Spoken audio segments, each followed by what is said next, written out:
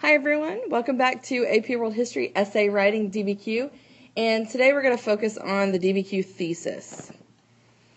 Okay, your thesis is the answer to the prompt. Remember, this is your response to the question that's been presented to you. It must be a historically defensible claim, which means that your argument must be supported by evidence, and it responds to all parts of the question. Remember, I gave you examples in one of the previous videos. Actions and reactions, similarities and differences, causes and effects, factors and impact, right? You must address all parts of the question. All of those would need to be addressed in your thesis, giving answers to all of those. I require that my students write the thesis in the introduction. I think it makes for stronger and better writing if the response to the question is in the introduction. It's presented first. I don't think it's appropriate that it's in the conclusion, so I require that it's written in the introduction. And as I explained in the previous video about the DBQ, that the 3 answers are also required in my class. As long as you address all parts of the question, if one of your 3 answers is incorrect, you could still earn that point. But if you were to only write one response for this part of the question, like, for example, one similarity and one difference, and one of your answers is wrong, then you would not earn credit or earn points for that particular category. So it's very important to come up with 3 legit answers, accurate responses, just in case one of them is wrong.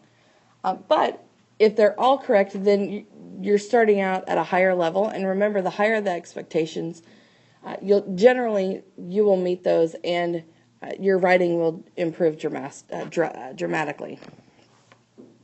Okay, to earn the point in this category, you must write a thesis that responds to the entire prompt and outlines the specific arguments you will make based on a correct utilization of the document. So when you look at a prompt and you look over the documents and you see the connections and what it's asking for, when you come up with your answers, it's important to go ahead and group the documents in a way that will support those particular answers.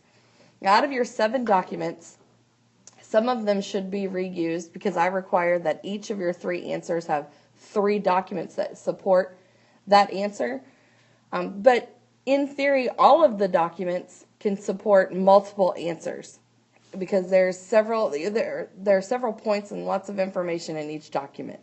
So it's very important that you group those documents based on your answers and how you will use the evidence to support those answers. And when you develop your thesis, something else that you need to keep in mind is avoid generalizations that do not reflect reasonable interpretations of the documents. Remember in the previous video, I really cannot stress this enough, and I brought it up earlier. Never leave your AP reader wondering who, what, when, where, why, which, how. You always want to make sure that you answer all of those questions. Okay? Never leave them guessing. So avoiding generalizations at any point in time is a really good rule of thumb when you're developing your thesis. All right, let's talk about some common errors. Common errors in thesis writing include just merely rewriting the prompt or presenting an answer to only some parts of the question. Don't just rewrite the prompt. That's not a thesis. That's not an answer. That's just rewriting the question. And again, if you only present an answer that addresses some or part of the prompt or the question, then you won't earn that point either. And that's really common, so you want to take note of that. Now, that being said, using words from the prompt is useful when developing your context and presenting your answers, but it should not be the focus of your thesis or the introduction paragraph. Okay? Obviously, those words are useful because they give you location, they give you time period, and they give you what you're writing about. But that shouldn't be the focus, and you don't want to just, like I said, make that the main thought of your introduction paragraph. What you want to do is respond to that to what's been given to you in the prompt. Now, like I said, using it in your context and developing your answers, that's a good idea. But again, should not be the focus.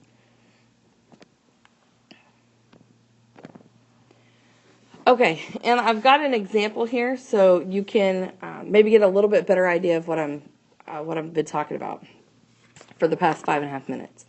Okay, let's look at this prompt as an example.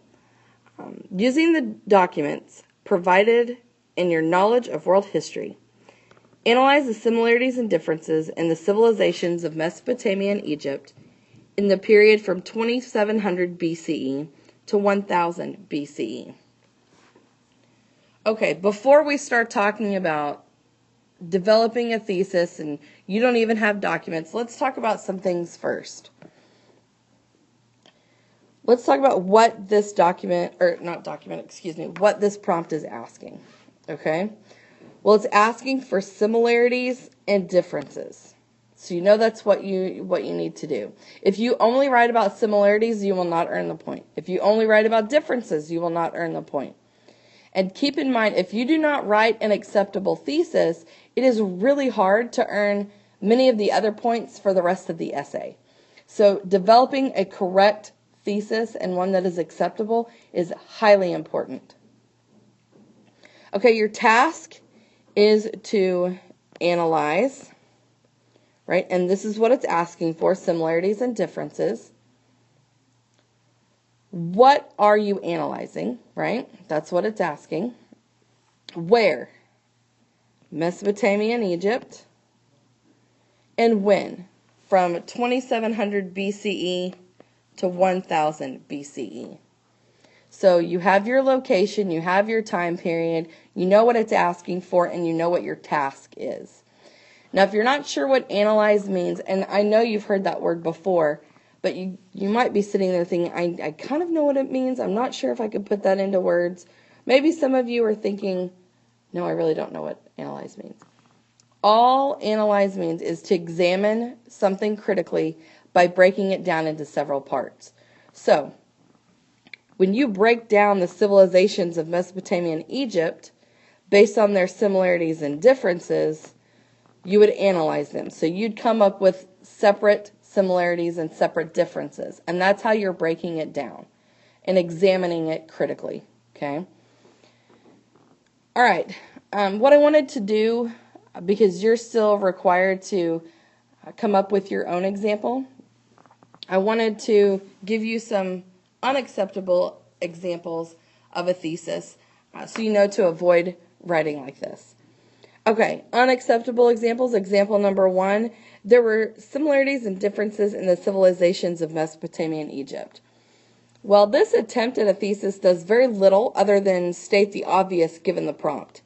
In fact, rewriting the question like this is more of a waste of time, something of which you have a limited amount of, and space, because that information has already been provided to you in the prompt. And AP readers want you to write answers in the thesis, not restating the question. Example number 2.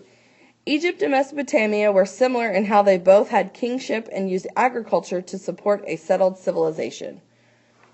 Well, this thesis is a bit of an improvement upon the first example by including some specific similarities, but it would not earn a thesis point because it does not answer the entire prompt. There are no differences presented in the thesis of example number 2, or the attempt at a thesis. Now, you will need to develop your own thesis for your summer work DBQ essay, and as always, email me with questions. I'm here to help, and I will try and clarify any confusion that you may have as you work through each of these modules and write your essay to turn in. Thank you and good luck.